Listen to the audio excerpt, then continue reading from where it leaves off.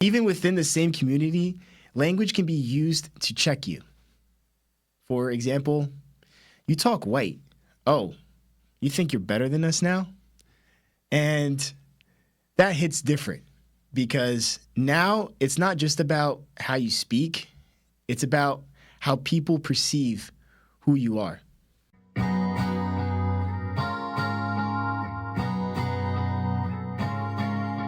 What it do, what it do? It's your boy Andre Spruell, and you are tuning in to Middle of the Fence podcast. Thank you so much for taking time out of your day, whether you're listening, watching, or both.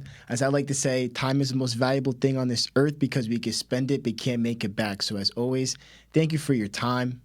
And one thing that you notice very quickly while navigating two different worlds is how differently people speak.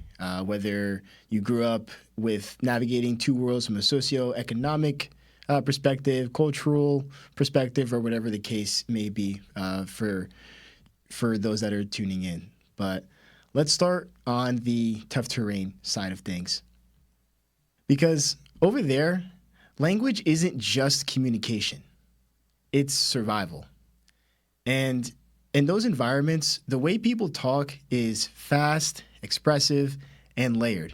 And a big part of that is American Vernacular English, better known as AAVE. Now, let me say this clearly. This is not broken English. That's a fully developed way of speaking with its own structure, its own rules, and its own history. And once you understand that, you realize how much meaning is packed into simple phrases. Like, for example, you good? That could mean, I care about you. Or, we got a problem? Same words, completely different meaning. Say less. That's cap. Bet. Word. These aren't just slang. They're shortcuts. They're signals. They're understanding without needing a whole explanation. And honestly, tone and body language matter just as much as the words themselves. So, tone and body language really matters, especially when it comes to being on the tough terrain side. Because, again, the same word or phrase can mean two completely different meanings. And growing up, I always joked around about, whenever I'm on the Affluent Acres side and I wave hello to someone, they're always friendly and usually like wave back. But on the tough terrain side, you're lucky to get a wave back, maybe even, cracking a smile or anything like that. But all jokes aside, based on the urban upbringing, the body language portion really is a big factor, especially when it comes to potential situations that can put you in harm's way. And I'm not saying that every urban environment is unsafe and super high crime rated to the point where you can't even walk outside or anything like that. But, because of the nature of that environment, reading body language is a skill that you learn much earlier on and is something that not only benefits you with surviving in that type of neighborhood, but also picking up that skill to allow you to survive and handle anything that comes your way in life in general. But then there's another layer to it. Even within the same community, language can be used to check you. For example, you talk white. Oh, you think you're better than us now? And that hits different because now it's not just about how you speak. It's about how people perceive who you are. All right, so let's go into the Affluent Acres side, where now you step into the Affluent Acres and everything absolutely changes here. The language is a little bit slower, more polished, more controlled. But don't get it twisted. It still carries weight. It's just a lot more subtle, let's say, than what's on the tough terrain side. But this is where you start to hear things like, that's interesting. I don't see color. How many of us have heard that one before? Or, you're so articulate.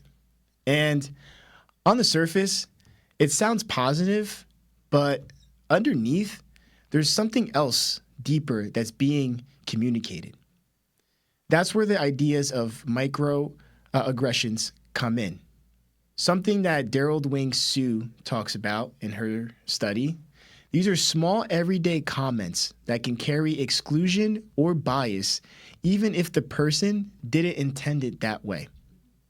And what I noticed is this, when I noticed this in the tough terrain, is that disrespect is loud. You know exactly where you stand, but in Affluent Acres, disrespect can come with a smile. It's more coded.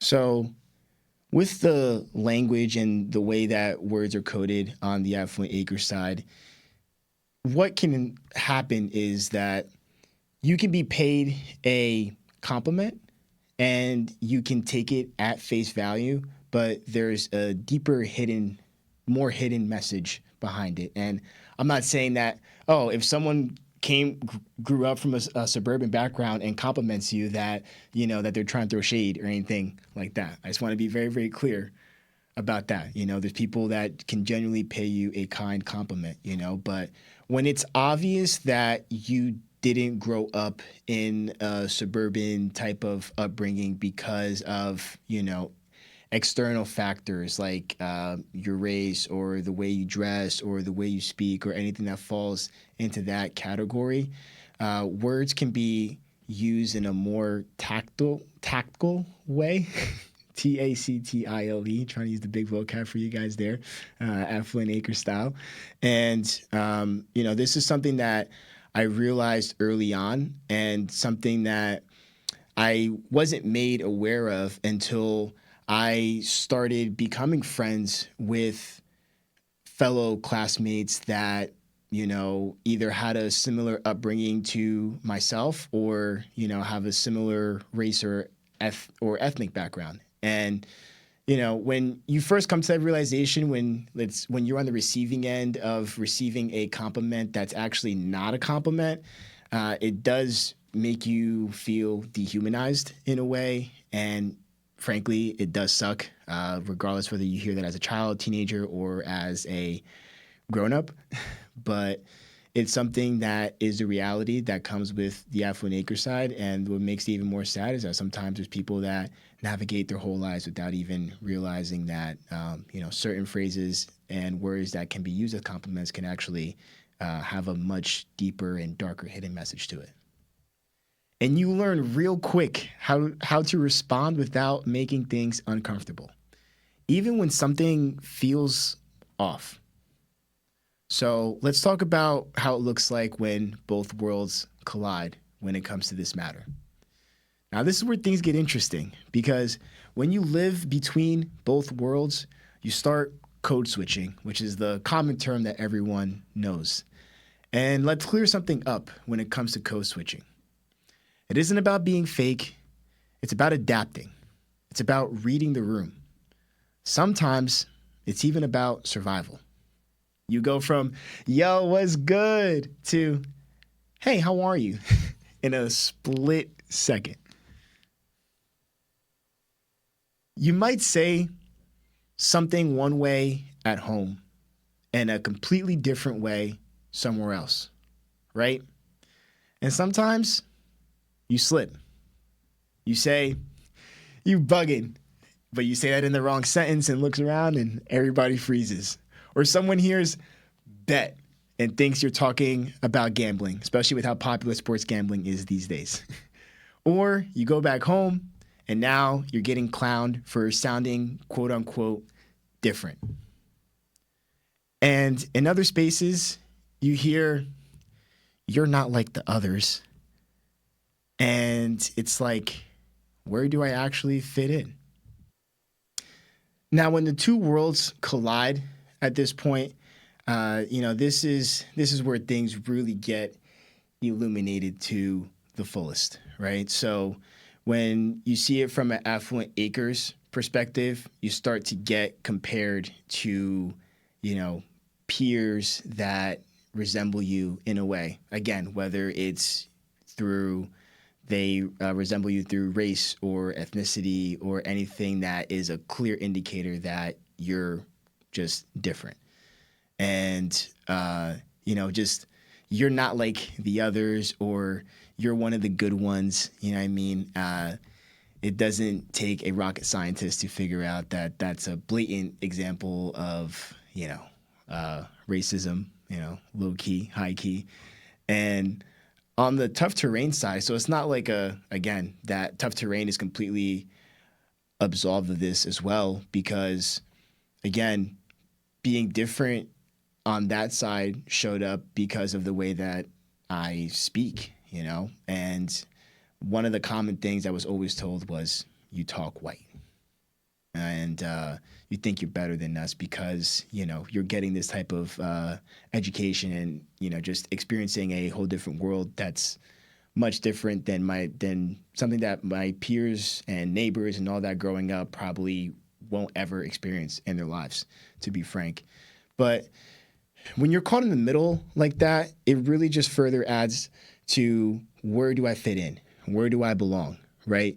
Because, again, you want to represent where you come from, and you want to be proud of the hard work that you're putting in to stand with your peers on one side of the fence, but also want to show that, hey, it doesn't mean that I'm switching up or that I forget where I came from when it comes to the other side of the fence. But through it all, what matters most is that you find your way and realize that no matter where I'm at, what event I'm at, what side of the fence I'm at, that you develop the authenticity to be yourself. And no matter, whether I'm code switching, speaking in American Vernacular English, or whatever the case may be, that, that those are those types of the types of reactions that you'll get from navigating two different worlds. Is just what comes with the territory. And you either, when you take those words in, you either fall victim to it and let it bring you down, or you find a way to acknowledge it, work through it, and rise above it.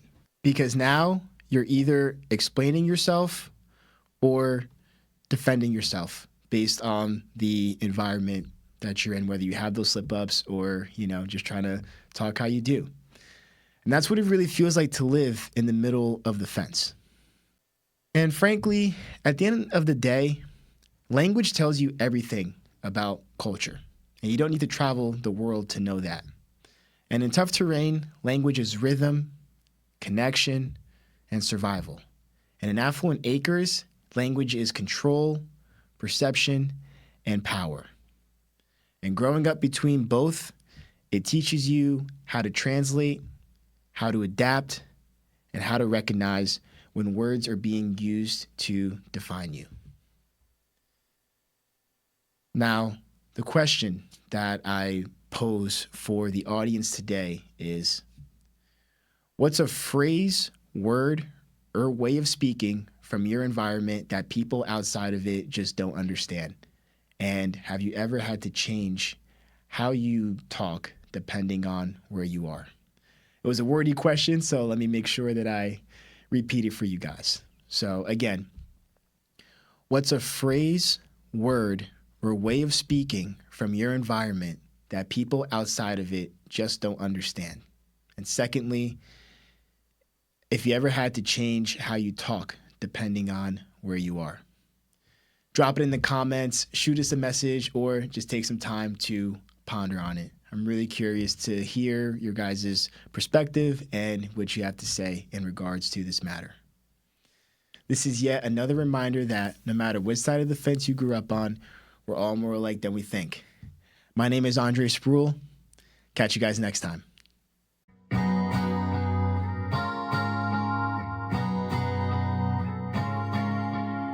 Thank you so much for tuning in to this episode. And if you like this episode, please be sure to like, comment, and subscribe here on YouTube, and hit the little notification bell so you can be the first to be notified when the latest episode drops. Also, be sure to check us out on your favorite podcast streaming platform as well, Spotify and Apple Podcasts. And again, no matter what side of the fence you grew up on, we're all more alike than we think.